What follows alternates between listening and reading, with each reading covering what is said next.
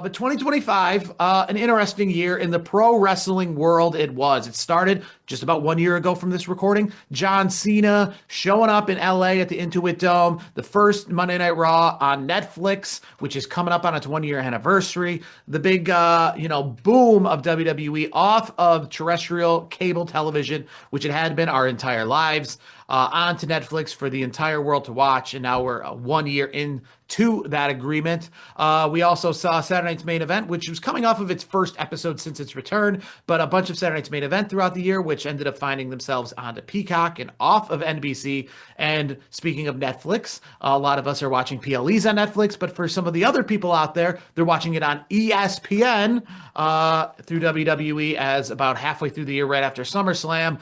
A deal that was struck, which we thought would be heading off at Royal Rumble, ended up getting started back in September and putting WWE on the ESPN platform earlier than originally thought. And originally, earlier than we thought in the sense that we didn't know that was even in the works in the early parts of the year. But Royal Rumble, WrestleMania, SummerSlam, Survivor Series, they all came through. AEW pulled off All In from the United States for its first time since coming back from Wembley Stadium after 2 years straight there.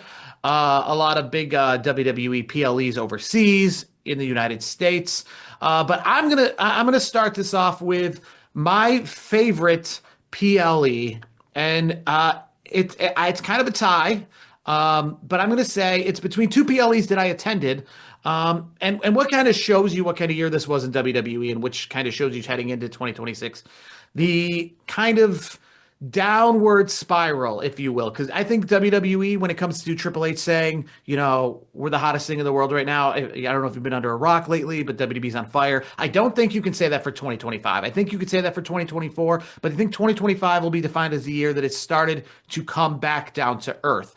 WrestleMania, the most expensive WrestleMania in history, showed that this year with a very was that the worth the most expensive WrestleMania in history? Probably not, no.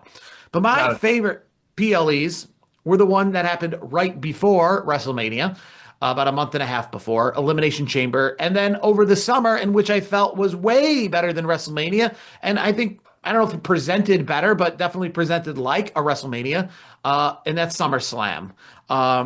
Funny thing is, SummerSlam had the same main event as WrestleMania, but in a much better way.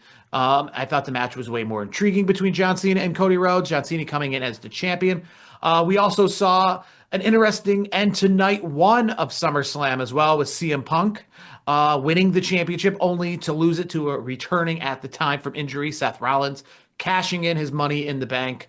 But overall, I think those events, and SummerSlam specifically, was much better. I think it was WrestleMania this year. It was kind of like 2021, how WrestleMania 2021 in Vegas was considered that year's WrestleMania, because earlier in the year, WrestleMania was still during the COVID era, and 2021 SummerSlam was like the real WrestleMania feeling event. And I think SummerSlam kind of took WrestleMania, while it had all the pomp and circumstance, it gave us the event that we probably wish we got for WrestleMania in SummerSlam. But before that, I also say Elimination Chamber. I thought, even though it was only a 4-match card, I thought it was a great show. And obviously the John Cena heel turn at the end of the show, which at the time, in hindsight, it's a much different feeling in how that all turned out. But at the time, made me so excited to watch Monday Night Raw the following Monday night, after all of that, which pay-per-views and PLEs are supposed to do. But overall, the Elimination Chamber matches were good. I enjoyed the return of Jade Cargill, and coming into the Elimination Chamber looking like she was going to go after Liv Morgan, turning on Naomi in that little surprise, and really kicking off the road to WrestleMania in high order was that Elimination Chamber. And it's crazy because that whole event we saw with The Rock, obviously, we, as of this recording, haven't seen him since. Brandon, what are some of your favorite PLEs of 2025? Mine is the same one. It's the Elimination Chamber. And it's funny, a little side note. Jared and I did not talk about this before we recorded. So it's when you were talking Elimination Chamber, it's on my piece of paper here. So it's Elimination Chamber was mine. There's a couple things that are obviously involved there. It's Cena's historic heel turn. Like, that's obviously the heel, if at that moment, one of the biggest moments in the history of the business. and obviously that heel turn didn't turn out as well as we all would have hoped. But at that point in time, it was probably, a huge moment. To me, the card was really good. It was also, if I'm not mistaken, I believe it was Kevin Owens' last match, and that was against Sami Zayn in the unsanctioned match. Yeah, I believe that was his last one, and he hasn't been wrestling in almost a year, which is crazy to think. Yeah, that was his last match. Again, you kind of forget that match. Sami Zayn, Kevin Owens, two Canadians in Toronto, in a stadium-sized crowd, put on a great match, entertaining. I enjoyed, too, that the two matches that weren't the Elimination Chamber matches were good. They weren't just kind of filler-ish, right? We had that little Trish Stratus teaming up with Tiffany Stratton.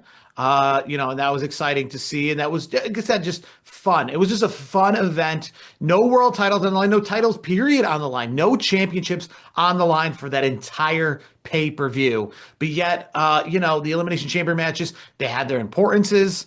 We saw John Cena win at the Elimination Chamber, which earned him his spot, go to WrestleMania to face Cody Rhodes. But obviously the end of that, the Rock appearance, it just said, all around, a concise pay-per-view, but gave us, I thought, from top to bottom, entertainment.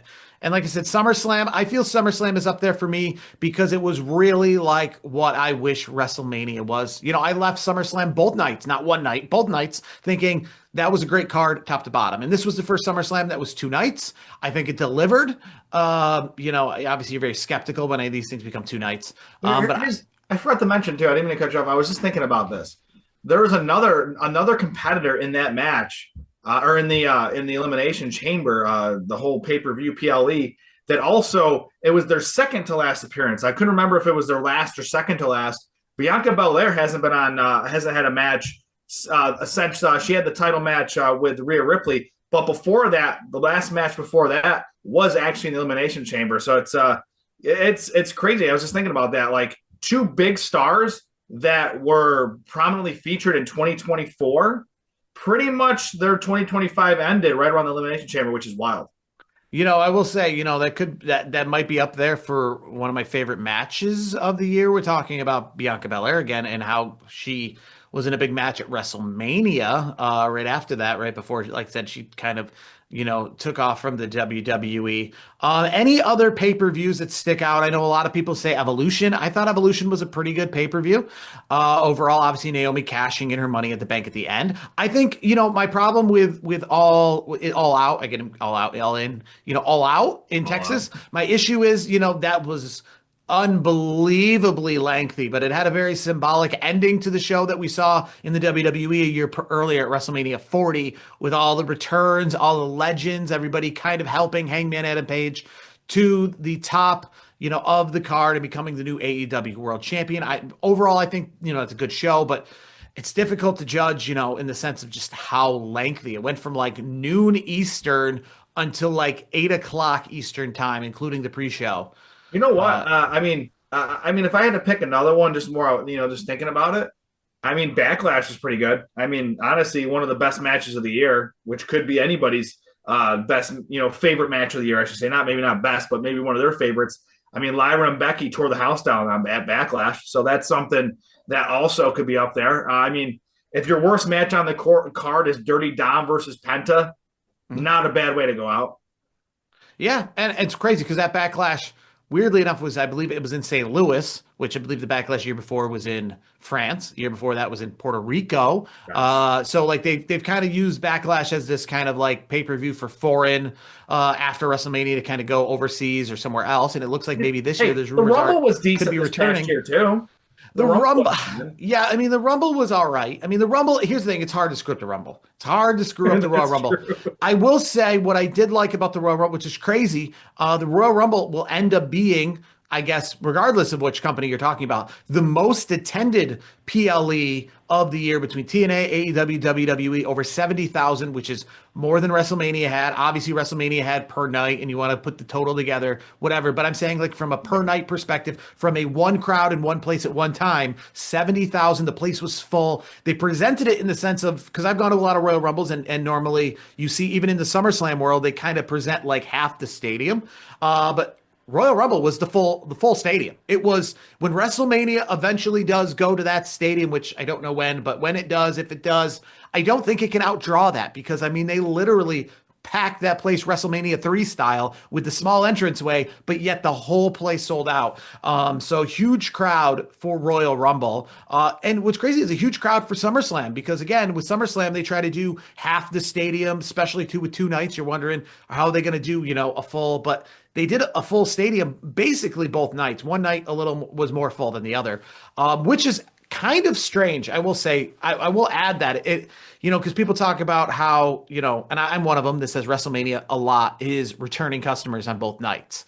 But SummerSlam, it was weird because they sold like 10,000 more seats for night two than they did night one. And it was legitimately a different, like, it's not just like it's the same size crowd, but no, you're like, that whole section, and I mean section, I mean whole side of a stadium had tarps, and now that whole side of the stadium is sold. So that was weird to see that kind of like difference in people who obviously weren't there, like an added crowd for night two. But AEW, I think, one pay-per-view, obviously All Out I enjoyed. I think Revolution this past year from LA was a decent pay-per-view. Obviously, we're coming off of World's End, which was most recently. Not my favorite, but I probably say Full Gear maybe a little bit better if we're talking more recent AEW events. TNA, I thought Bound for Glory, a great event this year for TNA because obviously it was what they say is their largest crowd in TNA history, which is crazy to believe of 7,000 or so that they had or 7,500. But the Hardys and the Dudleys one last time. Obviously Mike Santana winning the championship at the end. So Bound for Glory was a good pay-per-view, but those are my two picks, Elimination Chamber and SummerSlam WWE events as my two favorite. But I will say my favorite matches of the year don't come from either of those events. But we'll move on to our favorite men's wrestler of the year. Again, we're not talking who's the best. We're talking who we like the most. So Brandon, I'll start with you. Who's your favorite men's wrestler of 2025? I mean, yeah, I mean that this could be debated. He's a very split community where some people really like him and some people really don't. Can I guess it's either Gunther or Dirty Dom? Jey Uso. Jey Uso. Oh. Yeah, there's a lot of people in the IWC that don't care for Jey Uso. There's a lot of trolls out there that don't like Jey Uso. But to me, Jey Uso has been my favorite wrestler of the year. And yeah, sure, he doesn't put on the dirt sheet 5-star matches, but he has great moments. And let's be honest, I was going through the 2025 for Jey Uso. It was a pretty darn good year. Started out the year, he won the Rumble. Then he capped off that with winning the World Championship. And then by the end of the year, which we just saw on Raw this past week, he got back with his brother, and now they are the tag champions. It was a great year for Jey Uso. It's a great pivot too because I think it's a good thing for everybody because the steam was kind of getting a little. They lost a little bit of steam with Jey Uso towards like the last quarter of the year, and I think it was not because of Jey Uso. I think the division itself, the singles division for the men's has been fantastic, and it's very deep with a lot of stuff going on with the division. With obviously the different retirement tours and stuff that are being rumored in the future, and what we had this year with John Cena. So I felt like Jey Uso was a product of a really good start. Maybe not the greatest last quarter, but he finished strong. He's a part of the greatest tag team of all time, the Usos. So to me, and he's obviously the most over guy in the business right now. Merch has been crazy. I love the 4 letters, 1 word, not just Yeet, but Usos. So that worked out very well this year. So I'm looking forward to seeing the Usos take over the tag division across all brands in 2026. Well, I would say your guesses are probably close to some of my guesses of favorite because, I really obviously Gunther ended the year pretty strong with wins over Goldberg and John Cena, but also in there he got 2 big losses on the bigger stages. He's a Saturday Night Main Event superstar, but on the actual PLEs, if you will, WrestleMania and SummerSlam, he was 0 for 2, losing cleanly to both Jey Uso and CM Punk. But I gotta give it to Dirty Dom. I think I could have picked him last year as well. Just a great year, great match at WrestleMania for his IC belt. He was one of, winning the IC belt. He was one of the longest reigning champions of the entire year. Just, great. Obviously, his little program with John Cena to just really show you that he belonged. It's difficult to pick somebody. Gunther had a great year. It's difficult. He had those two losses, and I still do enjoy him. And I think he's going to have an amazing 2026. But favorite, yeah, I'm gonna have to go. I'm gonna have to go Dirty Dom. For I don't think it's a 2025. bad choice. Dirty Dom was up there for me as well. You know how much I like Dirty Dom, but Mhm. I didn't want to. I wanted to kind of swerve a little bit and go in a different direction. And I do also really like Jey Uso, obviously, or he wouldn't be my pick. Gunter's another one I really enjoy as well. So there's not really a wrong choice here. If you have somebody that has had a decent year and has some big moments, who's going to argue with that? And I again, speaking of Dirty Dom, wish him the best in his recovery. Obviously, he's going to be out for a bit, so hopefully we can get him back sooner rather than later.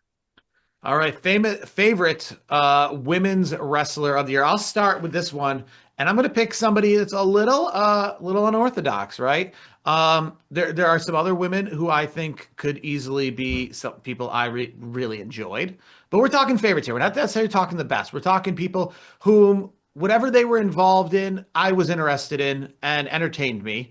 And I'm going to say Chelsea Green. Chelsea Green's a favorite women's wrestler here, held that United States Women's Championship for quite a while. She did a lot with it, made it part of her character. Obviously, teaming up with Ethan Page and going down to Mexico, winning more belts down there. Yeah, her win-loss record may not be the greatest, even though she definitely held that U.S. title for quite a bit. But I just felt that like what she was involved in this year kept me entertained. The easy answers are Rhea Ripley and things like that. But I'm going to go with Chelsea Green as my favorite. And Mariah, not Tony Storm is close. I definitely enjoy Tony Storm's character. I think, last year I might have enjoyed it a little more than I did this year. This year was still pretty good. But I'm going with Chelsea Green as my favorite pro wrestler woman of the year. I mean, for me, it's an easy one. And the fans love her. She's very over. She's been the breakout star, maybe not even just the women's side, but maybe in the entire industry. Stephanie Vaquer. That's a tough one. That was like my also, right? She's been fantastic. I mean, she's had such a great year. Every time, I got to tell you, her English is very good considering it's not her first language. I feel like she cuts a decent enough promo where if it's not your native language, it can be some trouble sometimes. And we see it sometimes with subtitles with some of the Japanese wrestlers. She does a pretty decent job with the promo. I think WWE has got a good grasp of that. And I mean, all of her matches are must see. And who doesn't like to see the Devil's Kiss every time? I mean, the Devil's Kiss is a favorite of the WWE universe. It's and not only that, she's technically, like, her skills in the ring are phenomenal. I also could have gone with Lyra Valkyria, but Lyra's been kind of suffering as of the back half of the year. I feel like these days she's more focused on being Bayley's sidekick, which I don't. That's what kind of turned me a little bit towards Steph, because I still think Lyra is probably the best technical wrestler in the women's division, maybe in all of wrestling. But because Stephanie Vaquer has been consistent all year and been a breakout, it's an easy choice. Vaquer is my choice. Yeah, though, I mean, that was obviously probably number two for sure. Number 1A, if you will, on my list, or 1B. But I mean, I'm going with Chelsea as my favorite, but Stephanie Vaquer, I think she had an amazing year. And she kind of really broke herself apart because her and Julia kind of came in as these big two hot studs. And we were wondering, if these two are going to take the women's division by storm. And it kind of broke off a little bit, and it's been mostly Stephanie Vaquer who's been leading this division. But I think she's the new face of this division in women's wrestling. Rhea Ripley's still up there for sure. But Stephanie Vaquer was nice to see, because with WWF, you think about in the early 90s, when they were trying to get past Hulk Hogan and like Macho Man and some of the people that just had over and over and over again, and you have to have someone else. Stephanie Vaquer is that reminder that we can move on, right? Because sometimes you want to just go back to your mainstay. John Cena was a good example of that this year. The Rock was a good example that you're like, we got to sell pay-per-views. We got to sell tickets. We got to sell stuff. We got to use the people who, brought us here. Rhea Ripley, Bianca. Charlotte Flair has taken kind of a back seat, but still is still prominent on television. That's usually the go-to for WWE. It's like, hey, we need to sell tickets. We need for a women's event. Let's get Charlotte Flair. And you know what? this just shows you the depth of not only WWE's women's division, but also AEW and TNA. Like the women's division across the entire landscape of professional wrestling, sports entertainment, it's phenomenal. If you go back 25 years, it's a night and day difference. I'm glad to see it. The fans are loving it. I'm invested in a lot of these great stories. And it makes you more invested in NXT and things, knowing 100%. obviously that with the future. Obviously, Stephanie Vaquer came from a unique circumstances. Crazy to think that it was 1 year ago, right? It was 2023. I'm thinking, right, at Forbidden Door. It was Mercedes Moné versus Stephanie Vaquer in AEW New Japan Forbidden Door.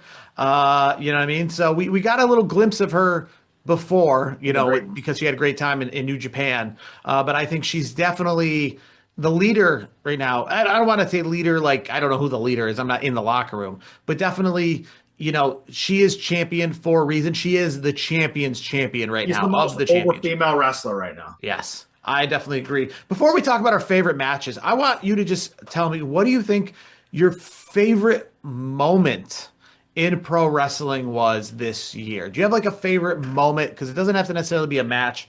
It could just be something that, just caught you, that you said, just over. It could be an event. It could be just a feeling. Favorite moment in wrestling this year. I mean, it's kind of like a low hanging fruit here. John Cena's heel turn. Like as a fan of his all these years, I never thought we'd see it. And I get like there was little glimpses, people can argue, like in the early 2000s, but like a full on John Cena heel turn, that never happened until this year. So for me, it's that. There are some other moments that, were definitely up there, but I have to Seth go with cashing in, right? Seth cashing in at SummerSlam. I mean Naomi cashing in. Like that was cool too. Like that was a cool moment. So I mean, there's been some great moments this year, but I think in light of John Cena's retirement and the retirement tour this year, and seeing the heel turn, that was cool. Like I thought, and again, it was my favorite PLE of the year, and that's where he turned. So yeah, I mean, John Cena moments for sure. Obviously, John Cena. I was kind of a little bit wanting to pick him as my favorite wrestler of the year, just because I feel like he was the one in which you probably get most excited about. Like if you're going to a card that he's on or something like that, you get most excited. Cody Rhodes, obviously, we all like him, but once you've seen something a million times, the luster of seeing somebody, kind of wears off a little bit, right? Once you've seen them as much as you've seen them. So John Cena being a little more rare. So everything he was involved in this year was a big deal, right? Every pay-per-view he was involved in, every segment he was involved with, right? He had that big segment with CM Punk right before their big match in Saudi Arabia, where he did kind of a little pipe bomb. I really enjoyed that. That was really good. I enjoyed, obviously, the whole little turn there with Seth Rollins and the Vision turning on him after Crown Jewel. And I just enjoyed, him winning the IC belt, that moment in Boston at the kickoff Monday Night Raw back in November. So a lot of John Cena moments for me. Obviously, the most talked about one will be leaving the Elimination Chamber. You know what I mean? Is that heel turn. But we move on to our favorite matches of the year. It's difficult. There's a bunch of matches that I like. John Cena and Cody Rhodes, I think at SummerSlam was really good. One match that a lot of people still remember that actually I was in attendance for was main event of Monday Night Raw, where Io Sky won the women's championship only 2 days after Elimination Chamber in a big match, and the main event of Monday Night Raw against Rhea Ripley with, I think, Bianca Belair as a special referee, if I'm not mistaken.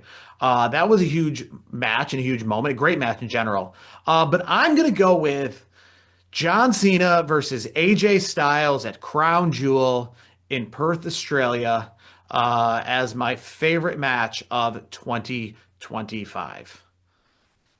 That's not a bad match. I mean, I also on my short list, because I had to, we obviously like try to get it down to like one. Mm-hmm. Like my runner up was John Cena versus Gunther in the retirement match at Saturday Night's Main Event. I thought that was pure theater. I thought that was really good. I thought Gunther did a great job of making John Cena look good, because John Cena, obviously, he's not known for being the most gifted wrestler in the business, but like that match was great. It was pure theater to me. Now, speaking of pure theater, that I have to say was even bigger, and it could have been the moment of my moment of the year, but I couldn't, I wanted to separate it a little bit. It was like my second choice for moment of the year. It's got to be Reigns, Punk, Rollins, WrestleMania 41 on Saturday. That whole setup where Paul Heyman betrays not only Roman Reigns but CM Punk and helps Seth Rollins win the championship. That could have been my moment of the year as well. Like that was close. It was a big moment, but to me, it checked all the boxes for me as a fan. I know a lot of people watch wrestling for different reasons. I always compare it to going to your favorite ice cream shop and picking out whatever ice cream you want because we all like things a little bit differently. And to me, that was theater to its finest. And Paul Heyman doing a hell of a job as he always does. It was a great match between three of the best in the world. Now, on a sidebar, if you didn't notice, I didn't have anything AEW wise. Mm-hmm. And honestly, I haven't been that impressed with AEW as a whole. I think the matches are good. I think the storytelling could be a lot better. I feel like they put on, like an Okada, Omega, these dream matches with very little build. They kind of just rely upon like the internet wrestling community's obsession with, hey, we got to get these two people to wrestle more so than telling a great story, which is why AEW doesn't do it for me personally. I still check in on the product. I still see what's going on. They just came off a really good PLE this past week, like it's pay-per-view in their eyes. But to me, that's why I couldn't put AEW on there because to me, I feel like the storytelling is lacking. And for me, in my personal taste, I like a great story because to me, this is like I always tell people, this is live theater. This is sports, live theater with an element of sports. It's drama. It's, in a way, it's like it's a soap opera for guys, but I know a lot of women watch, but I always said that as a kid, like people are like, why do you watch this stuff? It's, to me, it's live theater. It's a soap opera. And the best way to present it is by great storytelling. And that's why I just wanted to go off of that. I hope AEW gets better next year with that because I want to see everybody doing well. I think Hangman versus Moxley in the main event of All In Texas, obviously with all the returns, with the Sting and the Darby Allin, and obviously Hangman and Page winning the match. I think overall that was a really good match. Like I said, it's difficult because it's such a long show. Yeah. So like when you finally get to these main events 6 hours later, it is difficult and it doesn't have, like you say, the builds, right? I think they're going off especially too, like the Okadas and the Omega. AEW is stealing their history that they have from New Japan Wrestling and essentially is using what about them outside of AEW as, they're using that story. And here's the thing. Within There's AEW. I would give them more grace if this was their first or second year in, but they've been doing this for many years now. So they should have had plenty of time to build history. So like for the first couple years of AEW, like I get it. Like, you're a new company, this and that. But when you've been in the business as long as they have now, they're on the better half of a decade now, if I'm not mistaken. I believe, what was it, 2019, if I'm not mistaken? Yeah. So it's the better half of it, almost, the better half of a decade now. There should still be some history involved.